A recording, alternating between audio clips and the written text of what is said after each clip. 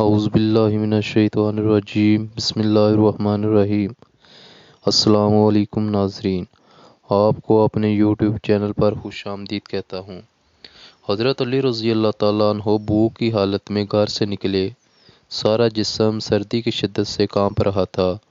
آپ رضی اللہ تعالیٰ عنہ نے چمڑے کا ایک ٹکڑا لیا، اس کو کاٹ کر اپنے کپڑوں کے نیچے سینے سے لگا لیا تاکہ کچھ گرمی حاصل ہو۔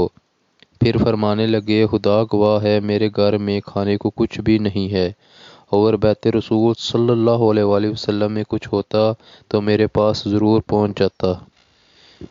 پھر آپ رضی اللہ تعالیٰ عنہ مدینہ منورہ کے گرد و نواح میں نکلے۔ بھوک اور سردی کی شدت سے کانپ رہے تھے۔ ایک یہودی کی آپ رضی اللہ تعالیٰ عنہ پر نظر پڑی جو اپنے باغ کی دیوار کے سوراخ سے دیکھ رہا تھا۔ اس نے کہا، اے دیہاتی، تجھے کیا ہوا ہے؟ حضرت علی رضی اللہ تعالیٰ عنہ نے جواب دیا کہ مجھے سردی اور بھوک کی شکایت ہے۔ یہودی نے کہا، کیا تم میرے لیے پانی بھرو گے اور ہر ڈول کے عوض ایک کھجور لے لینا؟ علی رضی اللہ تعالیٰ عنہ نے فرمایا، ہاں ٹھیک ہے۔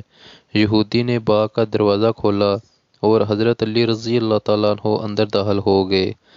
حضرت علی رضی اللہ تعالیٰ عنہ جب پانی کا ایک ڈول بھرتے، یہودی اس کے بدلے ایک کھجور آپ کو دے دیتا۔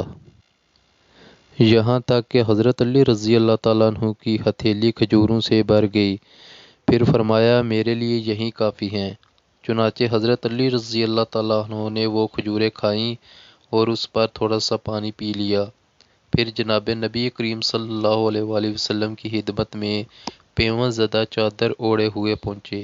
رسول اللہ صلی اللہ علیہ وآلہ وسلم نے ان کی حالت دیکھی تو آپ صلی اللہ علیہ وآلہ وسلم کو تمام نعمتیں یاد آ گئیں جو آپ کو کل نصیب تھیں، اور آج ان کی حالت دیکھ کر آنکھوں میں آنسو بھر آئے اور رونے لگے۔